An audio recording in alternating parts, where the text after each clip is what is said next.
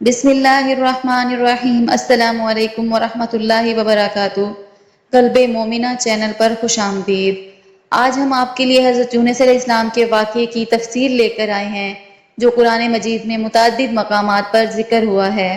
یہ قصہ ہمیں توحید، صبر اور توبہ کی اہمیت کے بارے میں قیمتی اسباق فراہم کرتا ہے۔ آئیے اس عظیم نبی کی زندگی سے سبق حاصل کریں۔ حضرت یونس علیہ السلام دجلہ کے بائیں کنارے پر آباد عراقی شہر موصل میں پیدا ہوئے۔ آپ علیہ السلام حضرت ہود علیہ السلام کی اولاد میں سے تھے۔ موصل کے مقابل نینوا شہر تھا جو اس زمانے میں اپنے عروج پر تھا اور وہاں قوم سمود آباد تھی۔ نینوا کی آبادی 1 لاکھ سے زیادہ تھی جیسا کہ قرآن پاک میں ہے، اور ان کو لاکھ یا اس سے زیادہ لوگوں کی طرف پیغمبر بنا کر بھیجا۔ حضرت یونس علیہ السلام کی عمر 28 سال تھی جب اللہ تعالیٰ نے انہیں اہل نینوا کی رشد و ہدایت پر مامور فرمایا۔ مفسرین کے مطابق حضرت یونس علیہ السلام کا عہد 781 تا 741 قبل مسیح ہے۔ آپ علیہ السلام کا قرآن کریم کی 6 سورہ مبارکہ میں ذکر آیا ہے: سورہ نساء، سورہ انعام، سورہ یونس، سورہ صافات، سورۃ الانبیاء اور سورۃ القلم۔ ان میں پہلی 4 سورہ مبارکہ میں حضرت یونس علیہ السلام کا نام اور باقی 2 میں ذُنُّون اور صاحب الحوت یعنی مچھلی والا کہہ کر ذکر کیا گیا ہے۔ نون بڑی مچھلی کو کہتے ہیں۔ چونکہ آپ کئی دن تک ایک مچھلی کے پیٹ میں رہے اس لیے مچھلی والا کہا گیا۔ قرآن کریم کی 10ویں سورت آپ علیہ السلام کے نام پر ہے۔ حضرت یونس علیہ السلام ایک عرصے تک نینوا کے لوگوں کو توحید کی دعوت اور بت پرستی سے روکتے رہے، مگر قوم نے ان کی دعوت قبول کرنے سے صاف انکار کر دیا۔ صرف یہی نہیں، غرور و تکبر میں مبتلا قوم دیگر نافرمان اقوام کی طرح آپ کی دعوت کا مذاق بھی اڑاتی رہی۔ جب ان کی سرکشی اور نافرمانی انتہا کو پہنچ گئی تو اللہ تعالیٰ نے حضرت یونس علیہ السلام کو حکم دیا کہ لوگوں کو آگاہ کر دو کہ 3 دن کے اندر اندر ان پر عذاب آنے والا ہے۔ آپ علیہ السلام نے قوم میں اس کا اعلان کر دیا۔ یہ سن کر قوم یونس نے آپس میں مشورہ کیا تو اس بات پر ان سب کا اتفاق ہوا کہ یونس علیہ السلام کو کبھی جھوٹ بولتے نہیں دیکھا گیا، لہٰذا ان کی بات نظر انداز نہیں کرنی چاہیے۔ مشورے میں یہ بھی طے ہوا کہ دیکھا جائے کہ اگر یونس علیہ السلام رات بستی کے اندر اپنے گھر میں مقیم رہتے ہیں تو سب سمجھ لو کہ کچھ نہیں ہوگا، اگر وہ یہاں سے کہیں چلے جاتے ہیں تو یقین کر لو کہ صبح عذاب ضرور آئے گا۔ قصہ مختصر، حضرت یونس علیہ السلام رات کو اس بستی سے نکل گئے۔ صبح ہوئی تو عذاب الہی ایک سیاہ دھوئیں اور بادل کی شکل میں بستی والوں کے سروں پر منڈلانے لگا۔ جب وہ ان کے قریب ہونے لگا تو لوگوں کو یقین ہو گیا کہ اب وہ سب ہلاک ہونے والے ہیں۔ یہ دیکھ کر حضرت یونس علیہ السلام کو تلاش کیا گیا کہ ان کے ہاتھ پر ایمان لے آئیں اور توبہ کر لیں، مگر آپ علیہ السلام کو نہ پایا تو خود ہی اخلاص نیت کے ساتھ توبہ استغفار میں لگ گئے اور اپنے گھروں سے ایک میدان میں نکل آئے۔ عورتیں، بچے اور جانور سب اس میدان میں جمع کر دیے گئے۔ تمام بستی والے ٹاٹ کے کپڑے پہن کر عجز و انکساری کے ساتھ توبہ کرنے اور عذاب سے پناہ مانگنے میں اس طرح مشغول ہوئے کہ پورا میدان آہ و بکا سے گونجنے لگا۔ اللہ تعالیٰ نے ان کی توبہ قبول فرما لی اور عذاب ان سے ہٹا دیا۔ روایت میں ہے کہ یہ عاشورہ یعنی 10ویں محرم کا دن تھا۔ ادھر حضرت یونس علیہ السلام بستی سے باہر اس انتظار میں تھے کہ اب اس قوم پر عذاب نازل ہوگا۔ ان کے توبہ و استغفار کا حال انہیں معلوم نہ تھا۔ جب عذاب ٹل گیا تو انہیں فکر ہوئی کہ اب تو قوم مجھے جھوٹا قرار دے دے گی، کیونکہ میں نے اعلان کیا تھا کہ 3 دن کے اندر عذاب آ جائے گا۔ اس قوم کا قانون تھا کہ جس شخص کا جھوٹ معلوم ہو اور وہ اسے ثابت نہ کر سکے تو اسے قتل کر دیا جاتا تھا۔ تو یونس علیہ السلام کو فکر ہوئی کہ انہیں بھی جھوٹا قرار دے کر قتل کر دیا جائے گا۔ اس رنج و غم اور پریشانی کے عالم میں اس شہر سے نکل جانے کا ارادہ کر کے چل دیے، یہاں تک کہ بحیرہ روم کے کنارے پہنچ گئے۔ وہاں ایک کشتی دیکھی جس میں لوگ سوار تھے۔ آپ علیہ السلام کو ان لوگوں نے پہچان لیا اور کرائے کے بغیر سوار کر لیا۔ کشتی روانہ ہو کر جب وسط میں پہنچی تو دفعتاً ٹھہر گئی، آگے بڑھتی ہے اور نہ پیچھے۔ کشتی والوں نے منادی کی کہ ہماری اس کشتی میں کوئی ظالم، گنہگار یا بھاگا ہوا غلام سوار ہو جاتا ہے تو یہ کشتی خود بخود رک جاتی ہے۔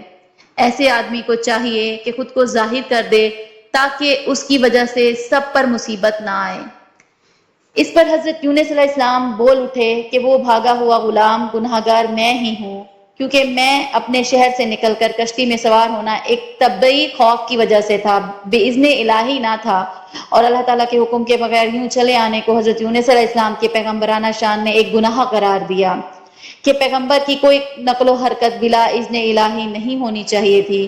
بہرحال آپ علیہ السلام نے فرمایا کہ مجھے دریا میں ڈال دو تو تم سب اس عذاب سے بچ جاؤ گے، مگر کشتی والے اس پر تیار نہ ہوئے، بلکہ انہوں نے قرآن اندازی کی تاکہ جس کا نام نکلے اسے دریا میں ڈالا جائے، لیکن قرآن اندازی میں بھی آپ ہی کا نام نکل آیا۔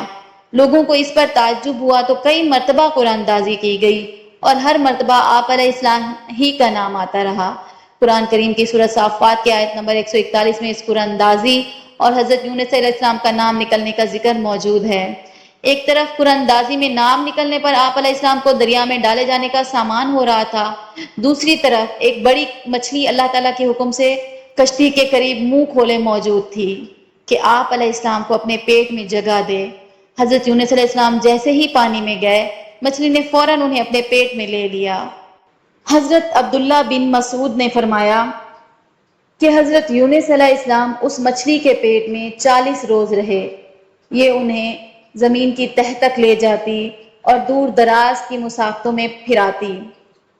بعض افراد نے 7، بعض نے 5 دن اور کئی ایک نے مچھلی کے پیٹ میں رہنے کی مدت چند گھنٹے لکھی ہے۔ حقیقت حال تو اللہ تعالیٰ ہی کو معلوم ہے۔ اس حالت میں حضرت یونس علیہ السلام نے دعا کی، لا الہ الا انت سبحانک انی کنت من الظالمین، تو اللہ تعالیٰ نے دعا قبول فرمائی اور مچھلی نے آپ علیہ السلام کو بالکل صحیح اور سالم حالت میں کنارے پر ڈال دیا۔ مچھلی کے پیٹ کی گرمی سے ان کے بدن پر کوئی بال نہ رہا تھا۔ اللہ تعالیٰ نے ان کے قریب ایک درخت اگا دیا جس کے پتوں کا سایہ آپ علیہ السلام کے لیے راحت کا سبب بن گیا۔ نیز ایک جنگلی بکری اللہ تعالیٰ کے حکم سے صبح شام آپ علیہ السلام کے پاس آ کھڑی ہوتی اور آپ علیہ السلام اس کا دودھ پی لیتے۔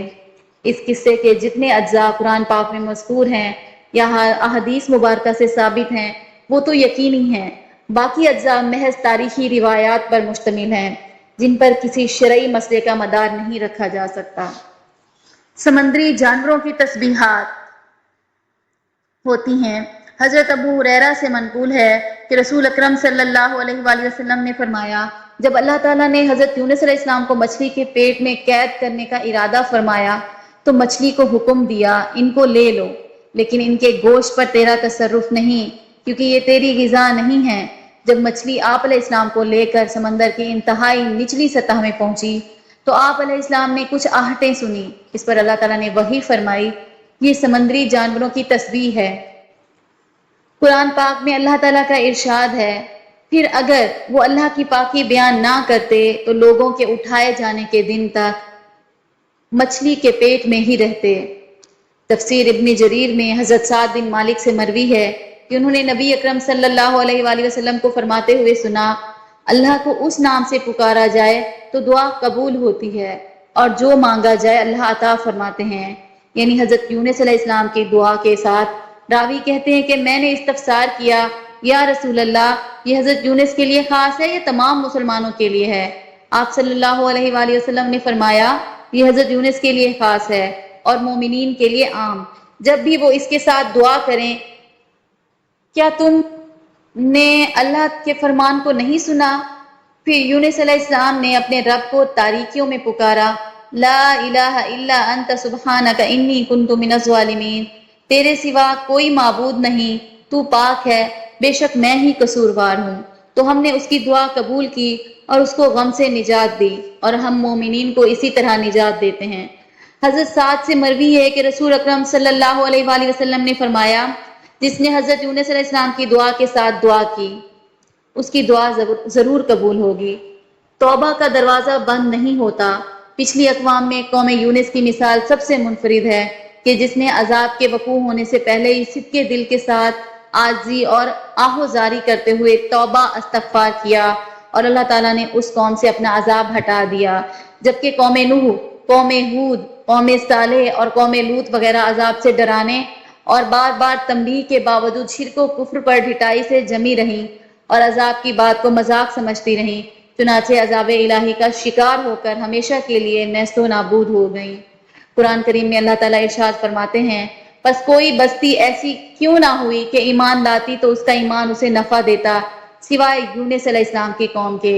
جب وہ ایمان لائی تو ہم نے دنیاوی زندگی میں ان سے رسوائی کا عذاب دور کر دیا اور ایک مدت تک ان کو دنیاوی فائدہ سے بہرہ مند رکھا۔ تفسیر کا حاصل یہ ہے کہ دنیا کا عذاب سامنے آ جانے پر بھی توبہ کا دروازہ بند نہیں ہوتا، بلکہ توبہ قبول ہو سکتی ہے۔ البتہ آخرت کا عذاب سامنے آ جانے کے وقت توبہ قبول نہیں ہوتی، اور عذاب آخرت کا سامنے آنا قیامت کے دن ہوگا یا موت کے وقت۔ ترمذی کی حدیث ہے کہ حضور نبی کریم صلی اللہ علیہ وآلہ وسلم نے فرمایا، اللہ تعالیٰ بندے کی توبہ قبول فرماتے ہیں جب تک وہ غرغرہ کی حالت میں نہ پہنچ جائے۔ غرغرہ کی حالت سے مراد موت کا وہ وقت ہے کہ جب نزع کے وقت فرشتے سامنے آ جاتے ہیں۔ اس وقت دنیا کی زندگی ختم ہو کر آخرت کے احکام شروع ہو جاتے ہیں، اس لیے اس وقت کا کوئی عمل قابل قبول نہیں۔ یقیناً حضرت یونس علیہ السلام کا واقعہ ہمیں یہ سکھاتا ہے کہ اللہ کی رحمت ہمیشہ ہماری پہنچ میں ہے، بشرطے کہ ہم خلوص دل سے توبہ کریں اور اس کے حکموں کی پیروی کریں۔ ہماری دعائیں ہیں کہ اللہ ہمیں بھی ہدایت دے اور ہمارے گناہوں کو معاف کرے۔ اس ویڈیو کو لائک، شیئر اور سبسکرائب کریں تاکہ ہماری آنے والی ویڈیوز سے آپ کو بر وقت معلومات مل سکیں۔ قلب مومنہ کے ساتھ جڑے رہیں۔ اللہ حافظ۔